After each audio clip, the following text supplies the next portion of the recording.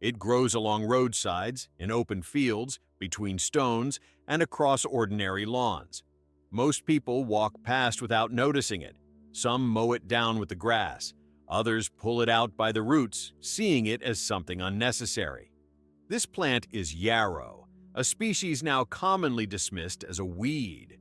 But not so long ago, its status was very different. For thousands of years, yarrow was considered one of the most valuable medicinal plants. It was known long before pharmacies, factories, and synthetic drugs existed. It wasn't cultivated on plantations, it grew on its own. And that was exactly why people relied on it. It was taken on journeys, into the wilderness, and onto battlefields. In a world where even a small wound could become deadly, this plant often meant the difference between survival and death. Historical sources describe yarrow as a plant closely associated with wound healing and stopping bleeding. Soldiers, travelers, shepherds, and farmers used it not because it was rare, but because it was always nearby. It was easy to recognize, easy to gather, and easy to apply, even without specialized knowledge. Over time, the world changed. Knowledge that had once been passed down orally began to disappear. Medicinal plants were gradually replaced by pills and powders. Anything that could not be manufactured, branded, or sold lost its perceived value. Yarrow was pushed into the same category as countless other wild plants: unwanted, inconvenient, a weed. Yet the plant itself did not change. It still grows where many others cannot. It remains resilient, undemanding, and remarkably stable. Ironically, these very traits made it invisible. We have learned to value only what is difficult to obtain, and in doing so, we stop noticing what grows right beneath our feet. To understand why yarrow was once seen as medicine and why it is now largely ignored, we need to look not only at history, but at what is actually hidden inside this modest wild plant. What made yarrow so valuable was not superstition or folklore, but its very real effects on the human body. Long before people understood chemistry, they observed patterns. They saw that bleeding slowed, that inflammation eased, that wounds treated with this plant healed faster and became infected less often. Over generations, these observations turned into knowledge. Modern analysis has shown that yarrow contains a complex mix of biologically active compounds. Some help constrict blood vessels, which explains its long-standing use in stopping bleeding. Others have anti-inflammatory and antimicrobial properties. Together, they create a plant that acts on multiple systems at once: skin, blood vessels, digestion, and immune response. This is why yarrow was never limited to a single use. It was applied to cuts, and crushed leaves were placed directly on wounds. Infusions were used to calm digestive discomfort and reduce internal inflammation. In times of fever, it was valued for its ability to encourage sweating, helping the body regulate temperature naturally. These uses were not random. They were refined through repeated experience. Yarrow was also known for its effect on circulation. Traditional practitioners noticed that it supported blood flow without overstimulating the body.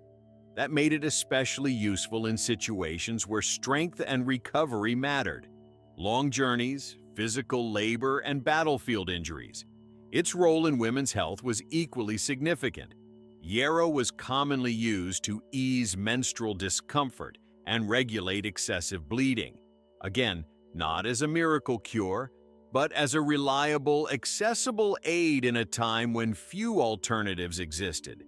What is striking is not that people trusted yarrow, but that they trusted it across cultures and centuries. From Europe to Asia and North America, similar uses emerged independently. This kind of convergence rarely happens by accident. It suggests that people, separated by geography and language, were responding to the same consistent effects. Today, Many of these properties are studied in laboratories.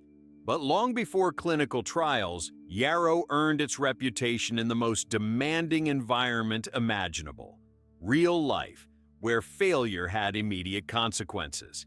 And yet, despite all of this, the plant remains underfoot, familiar, overlooked, and misunderstood. Despite everything known about yarrow, its disappearance from everyday life was not caused by a loss of effectiveness, but by a change in how value is defined. Modern medicine favors what can be standardized, packaged, and sold. Plants that grow freely, without ownership or profit, quietly fall out of use. Yarrow did not fail modern society. Modern society simply stopped noticing it. As cities expanded and agriculture became industrialized, wild plants were reclassified. What had once been medicine became overgrowth. Fields were cleared, lawns were perfected. Anything that appeared without permission was labeled a weed. The language itself changed, and with it, perception. A plant's usefulness was no longer measured by what it could do, but by whether it belonged. Yet yarrow never left. It continued to grow in disturbed soils, along paths, and in places shaped by human movement. It thrives where the ground has been cut, compressed, or forgotten. In many ways, it follows people, appearing wherever human activity reshapes the land. Its presence is not random. It is ecological memory. What was lost was not the plant, but the knowledge required to recognize it. Skills once passed from generation to generation faded within a few decades. Healing shifted from lived experience to instruction labels. Trust moved from observation to authority. And in that transition, plants like yarrow became invisible. Relearning this knowledge does not mean rejecting modern medicine. It means understanding that human health was shaped long before pharmaceuticals existed. Yarrow represents a bridge between those worlds, a reminder that some solutions are older than the problems they address. Today, when someone walks past yarrow without noticing it, they are not ignoring a weed.